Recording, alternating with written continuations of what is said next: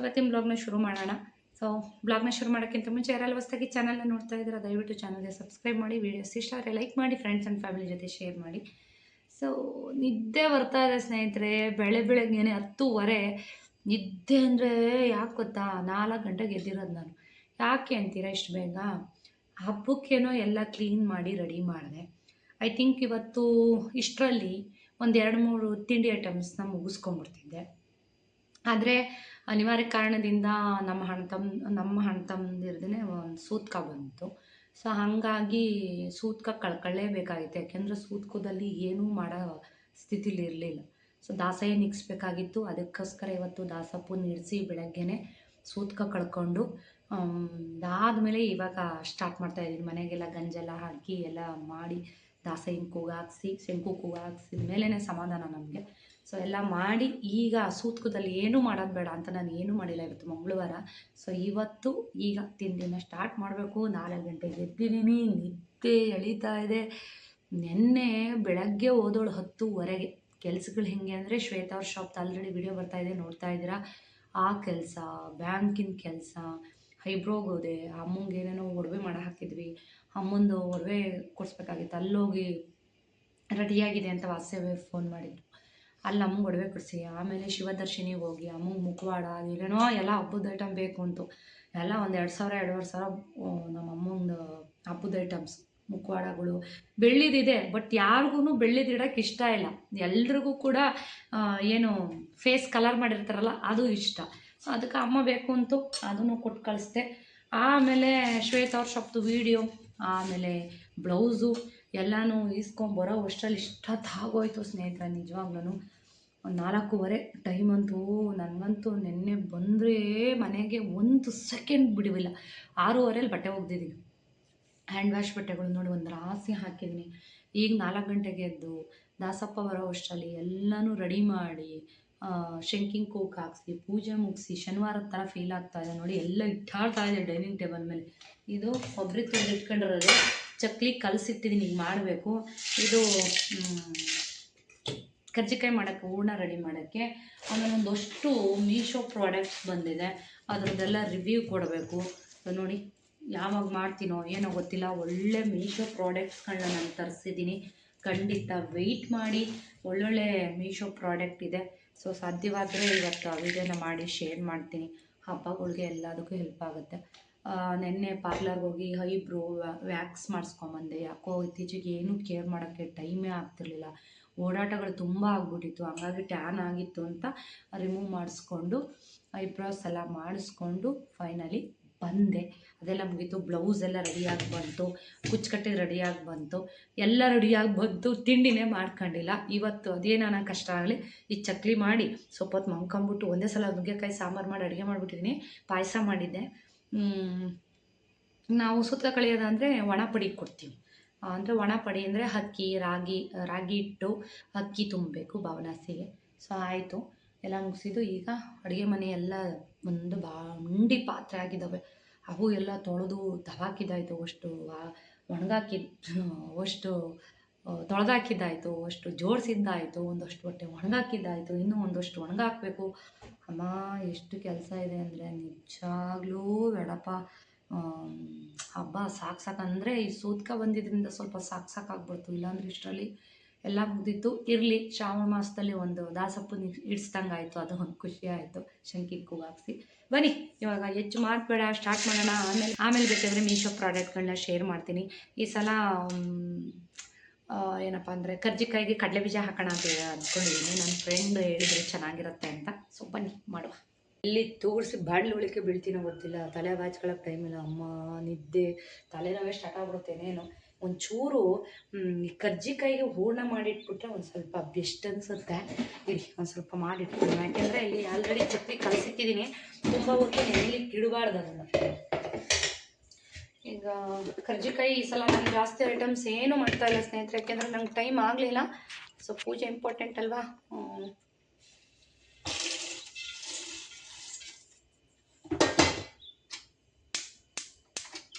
ಸ್ವಲ್ಪ ಕಡಲೆ ಬೀಜ ಪೌಡ್ರ್ ಮಾಡ್ಕೊಳ್ಳೋಣ, ಕಡಲೆ ಪೌಡ್ರ್ ಮಾಡ್ಕೊಳ್ಳೋಣ, ಬೆಲ್ಲ ಹಾಕೋಣ ಅಂತ ಈ ಸಲ. ಪಾತ್ರೆಗಳನ್ನ ಬಿಟ್ಬಿಟ್ಟಿದ್ದೀನಿ, ನೋಡ್ಕೊಂಡೇ ಇಲ್ಲ. ದೇವ್ರ ಮನೆ ಗಂಟೆ ಆರ್ಚೋದು ತೊಳೆದೇ ಇಲ್ಲ, ಮರ್ತುಬಿಟ್ಟಿದ್ದೀನಿ. ಆಮೇಲೆ ಮೇನ್ ಡೋರ್ ಮ್ಯಾಟ್ ವಾಶ್ ಮಾಡಿಲ್ಲ, ಅವೆರಡು ಮುಕ್ಕೊಂಬಿಟ್ಟಿದೆ. ಇದನ್ನೆಲ್ಲ ಮಾಡ್ಕೊಂಡಿದ್ದೀನಿ. ಒಂದು ಮತ್ತೆ ಕ್ಲೀನ್ ಮಾಡ್ಕೊಬೇಕು. ನಾವು ಯಾವಾಗಲೂ ವಾರಕ್ಕೊಂದ್ಸಲನಾದ್ರೂ ವಾಶ್ರೂಮ್ ಕ್ಲೀನ್ ಮಾಡ್ತಾನೆ ಇರ್ತೀನಿ. ಯಾಕೆಂದರೆ ಸುಜಿತ್ಗೆ ಪದೇ ಟಾಯ್ಲೆಟ್ಗೆ ಹೋಗ್ತಿರ್ತಾನೆ, ಸೊ ನಮಗೆ ಸಮಾಧಾನ ಆಗಲ್ಲ. ಸೊ ಹಂಗಾಗಿ ವಾಶ್ರೂಮಿಗೆ ಮತ್ತೆ ಒಂದು ಸಲ ಕ್ಲೀನ್ ಮಾಡ್ಕೊಬೇಕು. ಇವತ್ತಂತೂ ಯಾವ್ಯಾವ್ದು ಮಾಡ್ತೀನೋ ತಲೆ ಕೆಟ್ಟು ಗೊಬ್ಬರ ಆಗುತ್ತೆ. ಇನ್ನು ಗುರುವಾರ ನಿಂತೆಗಿಡಬೇಕು. ಓ ದೇವರೇ, ನಿದ್ಗೆಟ್ಟು ಏನಾಗ್ತೀನೋ ಗೊತ್ತಿಲ್ಲ. ಎಲ್ಲರೂ ಯಾಕೆ ಶ್ವೇತಾ ಇಷ್ಟೊಂದು ಸಣ್ಣ ಆಗ್ಬಿಟ್ಟಿದ್ದೀರಾ, ನೋಡೋಕ್ಕಾಗ್ತಿಲ್ಲ ಅಷ್ಟೊಂದು ಸಣ್ಣ ಆಗ್ಬಿಟ್ಟಿದ್ದೀರಾ ಅಂತ ಕೇಳ್ತಾಯಿದ್ರು. ಏನು ಮಾಡೋಕ್ಕಾಗಲ್ಲ, ಓಡಾಟ ತುಂಬ ಜಾಸ್ತಿ ಆಗಿದೆ. ರೆಸ್ಟ್ ಇಲ್ಲ, ಮೇನಾಗಿ ಸರಿ ಊಟ ಮಾಡೋಕ್ಕಾಗ್ತಾಯಿಲ್ಲ, ಓಡಾಟನೇ ಜಾಸ್ತಿ. ಇಲ್ಲಿ ಕುತ್ಕೆಲೆಲ್ಲ ಮೂಳೆ ಬಿಟ್ಕೊಂಡಂಗೆ ಆಗ್ಬಿಟ್ಟಿದೆ. ಎಲ್ಲರೂ ಬೈತಾ ಇದ್ದಾರೆ.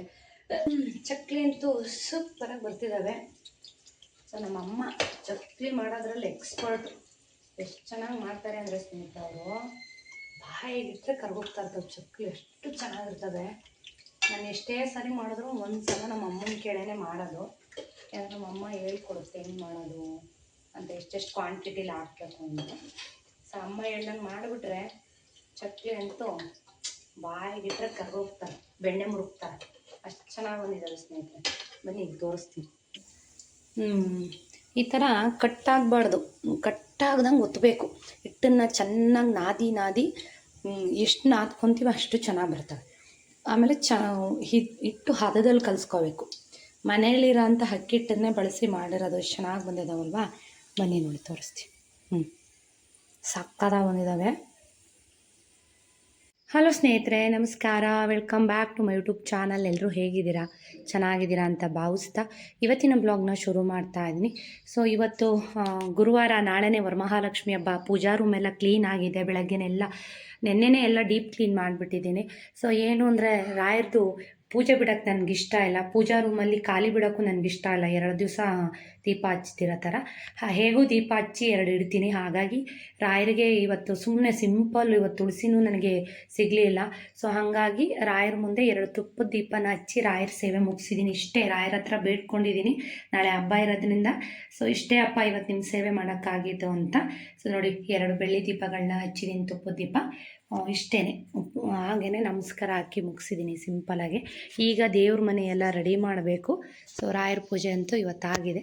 ಖುಷಿನೂ ಆಗ್ತಾಯಿದೆ, ಯಾಕೆಂದರೆ ಗುರುವಾರ ಬಂದರೂ ಕೂಡ ರಾಯರ ಸೇವೆ ಬಿಟ್ಟಿಲ್ಲ, ಇವತ್ತು ಮಾಡಿದ್ದೀನಿ ಅಂತ. ಸ್ನೇಹಿತರೆ ನಮಸ್ತೆ, welcome back to my YouTube channel. ಎಲ್ಲರೂ ಹೇಗಿದ್ದೀರಾ? ಎಲ್ಲರೂ ಚೆನ್ನಾಗಿದ್ದೀರಾ ಅಂತ ಭಾವಿಸ್ತೀನಿ. ಸೊ ಇವತ್ತು ಹಬ್ಬದ ಹಿಂದಿನ ದಿವಸ. ನಿಮ್ಮೆಲ್ರಿಗೂ ಗೊತ್ತೇ ಇರುತ್ತೆ, ನನ್ನ ರೊಟೀನ್ ಹಿಂಗೆ ಇರುತ್ತೆ.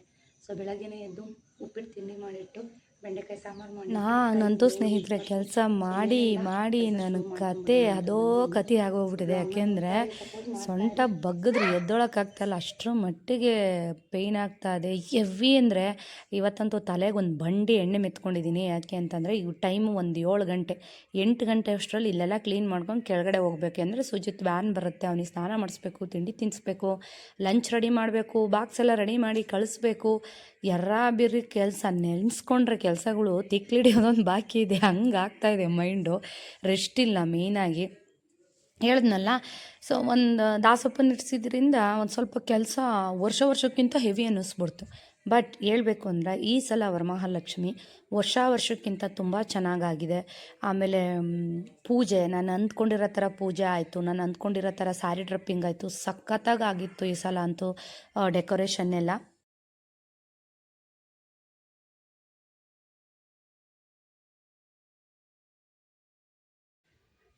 ಡೆಕೋರೇಟ್ ಮಾಡೋ ಅಂಥವು ಎಲ್ಲ ಇನ್ನು ಅಮ್ಮನವ್ರು ಅಪ್ಪಟ್ಟು ರೆಡಿ ಮಾಡಿ ಇಟ್ಟಿದ್ದೀನಿ. ಸೊ ಡೆಕೋರೇಟ್ ಮಾಡೋ ಅಂಥವೆಲ್ಲ ತಂದು ಎಲ್ಲ ಈ ಬೆಡ್ ಮೇಲೆ ಹಾಕ್ಬಿಟ್ಟಿದ್ದೀನಿ. ಸೊ ಮನೆಯೆಲ್ಲ ಒರೆಸ್ಕೊಂಡಿದ್ದಾಯಿತು, ಮನೆಯೆಲ್ಲ ಕ್ಲೀನ್ ಆಯಿತು. ಸೊ ಇವಾಗ ತಿಂಡಿ ತಿಂದು ಕಿಚನ್ ಕ್ಲೀನ್ ಮಾಡ್ತಾಯಿದ್ದೀನಿ.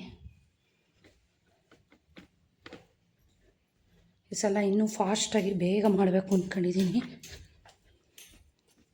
ಪುಳಿಯೋಗರೆ ಗೊಜ್ಜು ಮಾಡಬೇಕು, ಸ್ನಾನ ಮಾಡ್ಕೊಂಬಂದು ರವೆ ಉಂಡೆ ಮಾಡಿಲ್ಲ. ಬೆಳಗಿನ ವಿಡಿಯೋ ಎಲ್ಲ ಹೇಗಿತ್ತು ಅಂತ ಕಿಚನ್ ಎಲ್ಲ ಕ್ಲೀನ್ ಮಾಡ್ಕೋತಾ.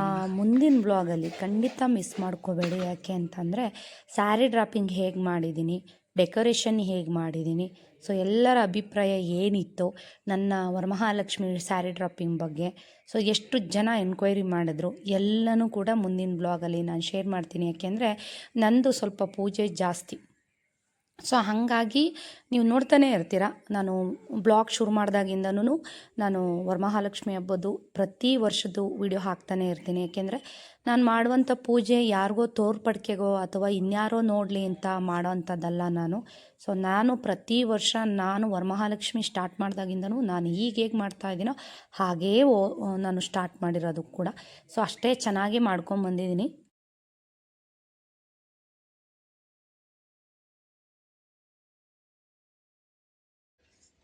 ಏನು ಅಂದ್ಕೋಬೇಡಿ, ಕಿವಿ ಓಲೆ ಎಲ್ಲ ಬಿಚ್ಚಿಟ್ಬಿಟ್ಟಿದ್ದೀನಿ. ಸೊ ರಾಯರ ಪೂಜೆ ಮಾಡಿಬಿಟ್ಟು ಬಂದೆ.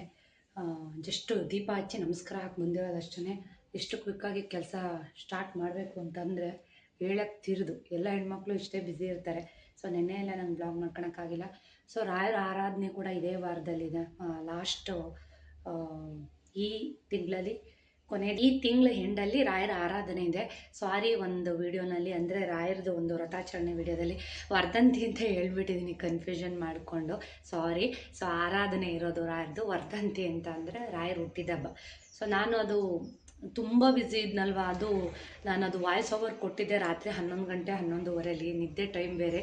ಸೊ ವರ್ಧಂತಿ ಅಂತ ಹೇಳ್ಬಿಟ್ಟಿದ್ದೀನಿ, ಸಾರಿ, ಕ್ಷಮೆ ಇರಲಿ. ಸೊ ರಾಯರ ಹತ್ರನೂ ಕ್ಷಮೆ ಕೇಳಿದೆ. ರಾಯರ ಆರಾಧನೆ ಅದು.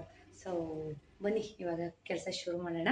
ಈಗ ದೇವ್ರ ಪಾತ್ರೆ ತೊಳೆಯೋದು ಇಷ್ಟೇ, ಎಲ್ಲ ಕ್ಲೀನ್ ಮಾಡಿಬಿಟ್ಟಿದ್ದೀನಿ. ಉಪ್ಪಿನ ಜಾಡಿ, ಕಾಯಿ ತುರಿದು ರೆಡಿಯಾಗಿದೆ. ಸೊ ಸ್ಟವ್ ಕೂಡ ಎಲ್ಲ ಕ್ಲೀನಾಗಿದೆ, ಪಾತ್ರೆಗಳು ಎಲ್ಲನೂ. ಸೊ ಬನ್ನಿ ಬೇಗ ಕ್ವಿಕ್ಕಾಗಿ ಈಗ ರವೆ ಉಂಡೆ ಮಾಡ್ಕೋಬೇಕು, ಮಾಡೋಣ. ಸೊ ರೋಹಿತ್ ಸ್ವಲ್ಪ ಹೆಲ್ಪ್ ಮಾಡ್ತೀನಿ ಅಂತ ಹೇಳಿದ್ದಾನೆ. ಓಕೆ, ಮಾಡುವ. ಈಗ ಫಸ್ಟು ರವೆ ಉಂಡೆ ಮಾಡ್ಕೋಬೇಕು. ಅದಕ್ಕಿಂತ ಮುಂಚೆ ಸ್ಟವೆಲ್ಲ ಜೋಡಿಸ್ಕೊಂಬೋದು.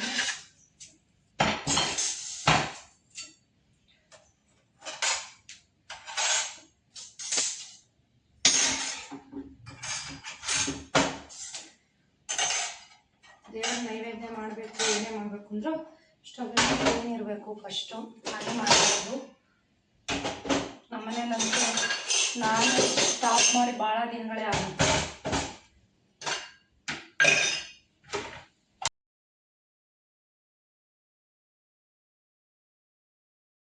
ನೋಡಿದ್ರಲ್ವ, ರಾಯರ ಪೂಜೆ ಮುಗಿಸಿ ಇವಾಗ ರವೆ ಉಂಡೆ ಮಾಡೋಣ ಅಂತ. ಸೊ ಹಾಲು ಹಾಕಿ ಮಾಡೋದ್ರಿಂದ ನಾನು ಗುರುವಾರ ಮಾಡ್ತೀನಿ, 2 ದಿವಸ ಮುಂಚೆ ಮಾಡಿಡಲ್ಲ.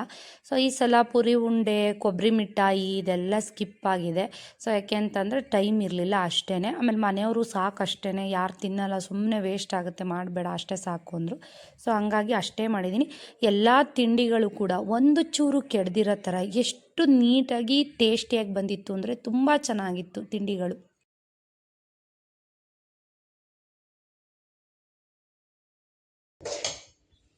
ಸೊ ನಮ್ಮ ಮನೇಲಿ ಒಂದು ಸೂತ್ಕ ಬಂದಿದ್ದರಿಂದ ಅದೆಲ್ಲ ಕಳ್ಕೊಂಡೇ ನಾವು ಎಲ್ಲ ಮಾಡಬೇಕಾಗಿತ್ತು. ಹಂಗಾಗಿ ನಾನು ತಿಂಡಿ ಸಾಮಾನು ಏನೂ ಮಾಡಿರಲಿಲ್ಲ. ನೋಡೋದಕ್ಕೆ ಮಾಡ್ತಾಯಿದ್ದೀನಿ. ದಾಸ ನಿಲ್ಲಿಸಿ ಸೂತ್ಕ ಕಳ್ಕೊಂಡು ಎಲ್ಲ ಮಾಡಿ ಆಮೇಲೆ ಸ್ಟಾರ್ಟ್ ಮಾಡಿರೋದು. ಮನೆಯೆಲ್ಲ ಪುಣ್ಯ ಮಾಡಿಸಿ ಸ್ಟಾರ್ಟ್ ಮಾಡಿದ್ದೀನಿ. ತಂದಿದ್ದೇನೆ ಸೂತ್ಕ ಬಂದಿದ್ದು. ಚಿರೋಟಿ ರವೆಯಲ್ಲಿ ಯಾವಾಗಲೂ ನಾವು ಇದು ಮಾಡೋದು. ತರಿಸಿದ್ದೆ ರಾಜಾರಾಮಲ್ಲಿ, ತುಮಕೂರಿಗೆ ಹೋದಾಗ ಮತ್ತೆ ಬಂದೆ. ಪ್ರತಿ ವರ್ಷ ಒಂದೊಂದು ಹೊಸ ತರ್ತಾ ಇದೆ. ಸೊ ಹಾಕ್ತವೆ ಹಾಕಬೇಕು ಅಂತ. ಸುಮಾರಾಗಿದೆ, ಕ್ವಾಲಿಟಿ ಏನು ಅಷ್ಟು ಚೆನ್ನಾಗಿಲ್ಲ. ನಾನು ಅಷ್ಟು ಕಡಿಮೆ ಕಾಣೋದೇ ಇಲ್ಲ. ನಾನೇನಿದ್ರು 1,500-2,000 ತೊಗೊಂಬರೋದು. ಇದೆಲ್ಲ ಸೋಫಾ ಸೆಟ್ ಕವರ್ಸ್ ಎಲ್ಲ.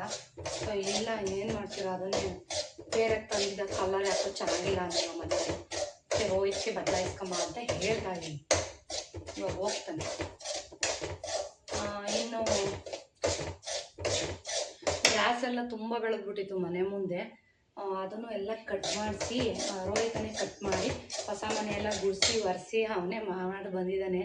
ಸೊ ನಿನ್ನೆ ಆ ತಾತಂಗೆ ಹೇಳಿದ್ವಿ, ಗಾರ್ಡನ್ ಅಷ್ಟೇ ಕ್ಲೀನ್ ಮಾಡಿದ್ದು. ಆ ತಾತ ತುಂಬ ನಿಧಾನ, ಬೆಳಗ್ಗೆಯಿಂದ ಸಂಜೆವರೆಗೂ 10 ಬಾಣಲಿ ಮಣ್ಣು ಹೊತ್ತಾಕಿದೆ.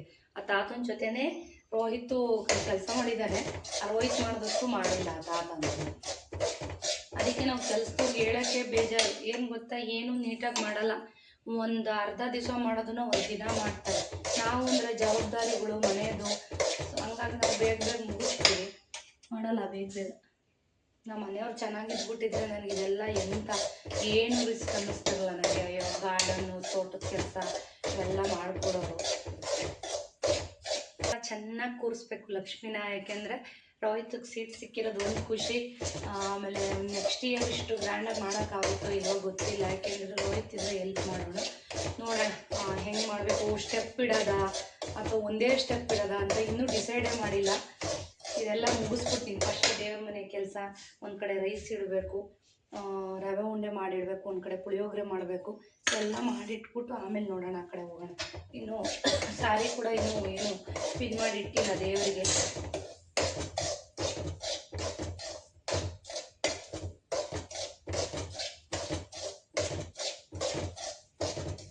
ನಾನು ಇವತ್ತು ಸಂಜೆನೇ ಹೂರ್ಣ ಕೂಡ ಮಾಡಿಟ್ಬಿಡ್ತೀನಿ ಹೋಳಿಗೆದು, ಯಾಕೆಂದರೆ ನಾಳೆ ಆಗಲ್ಲ ಬ್ರಾಹ್ಮಿ ಮುಹೂರ್ತದಲ್ಲಿ ಪೂಜೆ ಮಾಡೋಕ್ಕೆ.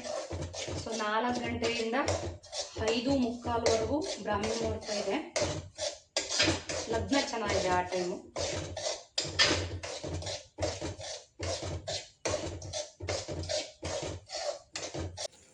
ನೋಡಿ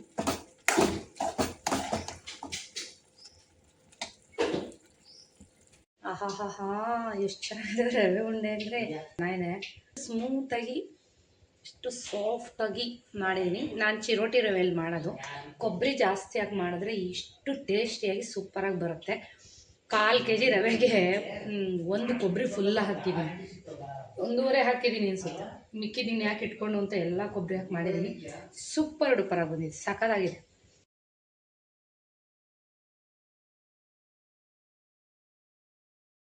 ಹಲೋ ಸ್ನೇಹಿತರೆ, ವೆಲ್ಕಮ್ ಬ್ಯಾಕ್. ನನಗೆ ಬೆಳಗ್ಗೆಯಿಂದ ಯಾವುದೇ ವೀಡಿಯೋಸ್ ತಗೊಳಕ್ಕಾಗಿಲ್ಲ, ಎಷ್ಟು ಸುಸ್ತಾಯಿತು ಅಂತಂದರೆ. ಸೊ ಫೈನಲಿ ಸಂಜೆನೇ ಎಲ್ಲ ರೆಡಿ ಮಾಡಿಬಿಟ್ವಿ. ಎಷ್ಟು ಚೆನ್ನಾಗಿದೆ ಈ ಸಲ ವರಮಹಾಲಕ್ಷ್ಮಿ ಡೆಕೋರೇಷನ್ ಅಂದರೆ ತುಂಬ ಚೆನ್ನಾಗಿದೆ, ತುಂಬ ಎಲಿಗೆಂಟಾಗಿ ಸಖತ್ತಾಗಿ ಕಾಣಿಸ್ತಾ ಇದೆ. ಸ್ಯಾರಿ ಡ್ರಾಪಿಂಗು ಅಷ್ಟೇ ತುಂಬ ನೀಟಾಗಿ ಬಂದಿದೆ, ತೋರಿಸ್ತೀನಿ ನಾನು ನಿಮಗೆ. ನನ್ನ ಮುಖ ನೋಡಿದ್ರೆ ಗೊತ್ತಾಗ್ತಾ ಇದೆ ಎಷ್ಟು ಡಲ್ ಆಗಿಬಿಟ್ಟಿದೆ ಅಂತ. ಒಂದು ರಾಶಿ ಪಾತ್ರೆ ತೊಳಿಬೇಕು, ರಂಗೋಲಿ ಹಾಕಬೇಕು, ಇನ್ನೂ ಬೇಜಾನ್ ಕೆಲಸ ಇದೆ, ಮಾಡ್ಕೋತಾ ಇದ್ದೀನಿ. ಒಂದು ಬೆನ್ನೆ ಸಖತ್ ಪೇನ್ ಆಗ್ತದೆ, ಬಡ್ಕೊಂಡು ನನ್ನ ಗಂಟ್ಲೆ ಹೊರ್ಟೋಗ್ಬಿಟ್ಟೈತೆ ನಿಜವಾಗ್ಲೂ. ಇವ್ರಿಗೂ ಕಟ್ಕೊಂಡು ಏನು ಹಬ್ಬ ಮಾಡೋದು, ಏನು ಕತೆನೋ, ಒಂದು ಕ್ಷಣ ಸುಮ್ಮನೆ ಇರೋಲ್ಲ. ಯಪ್ಪ ಭಗವಂತ. ಮಾಡಿಟ್ಟಿದ್ದೀನಿ ಈರುಳ್ಳಿ ಬೆಳ್ಳುಳ್ಳಿ ಎಲ್ಲ ಬಿಡಿಸಿಟ್ಟಿದ್ದೀನಿ ಸಾಂಬಾರಿಗೆ. ಹಂಗೆ ಬಿಡ್ಬೇಡ ಕಣ. ಅಲ್ಲಿ ಸ್ವಲ್ಪ ಡೆಕೋರೇಷನ್ ಮಾಡೋದು ಸ್ವಲ್ಪ ಟೈಮ್ ಹಿಡಿಯುತ್ತೆ. ಸೊ ಅಷ್ಟು ಬಿಟ್ಟರೆ ಸ್ಯಾರಿ ಡ್ರಾಪಿಂಗ್ ಎಲ್ಲ ತುಂಬ ಬೇಗನೆ ಮಾಡಿದೆ, ತುಂಬ ಖುಷಿ ಆಯಿತು, ಚೆನ್ನಾಗಿ ಬಂತು ಮಾತ್ರ. ಡಬಲ್ ಸ್ಟೆಪ್ ಸ್ಯಾರಿ ಡ್ರಾಪಿಂಗ್ ಮಾಡಿ. ಪೂಜಾ ರೂಮ್ ಒಂದು ತೋರಿಸ್ತೀನಿ. ರೆಡಿ ಆಗಿದೆ, ಸುಮಾರಾಗಿ ರೆಡಿ ಆಗಿದೆ. ಇನ್ನೂ ಹೂವಿನ ಅಲಂಕಾರ ಎಲ್ಲ ಬೆಳಗ್ಗೆ. ಇವಾಗ ನೋಡಿ ನೋಡ್ತಾ ಇದ್ದೀರಲ್ವಾ, ಪೂಜಾ ರೂಮ್ ನೋಡ್ತಾ ಇದ್ದೀರಾ. ಪೂಜಾ ರೂಮ್ ಕೂಡ ಯಾಕೆಂದರೆ ಮಂಟಪದಲ್ಲಿ ಲಕ್ಷ್ಮೀ ನಾರಾಯಣ ಪ್ರತಿನಿತ್ಯ ಪೂಜೆ ಮಾಡೋದು ಅದೇ ನಂಗೆ ತುಂಬ ಇಂಪಾರ್ಟೆಂಟು. ಸೊ ಮುಂದಿನ ಬ್ಲಾಗಲ್ಲಿ ಹಬ್ಬದ ಪೂಜೆ ಹೇಗಿತ್ತು ಎಲ್ಲನೂ ತೋರಿಸ್ತೀನಿ, ಮಿಸ್ ಮಾಡಿದೆ ನೋಡಿ. ಮುಂದಿನ ಬ್ಲಾಗಲ್ಲಿ ಸಿಗೋಣ.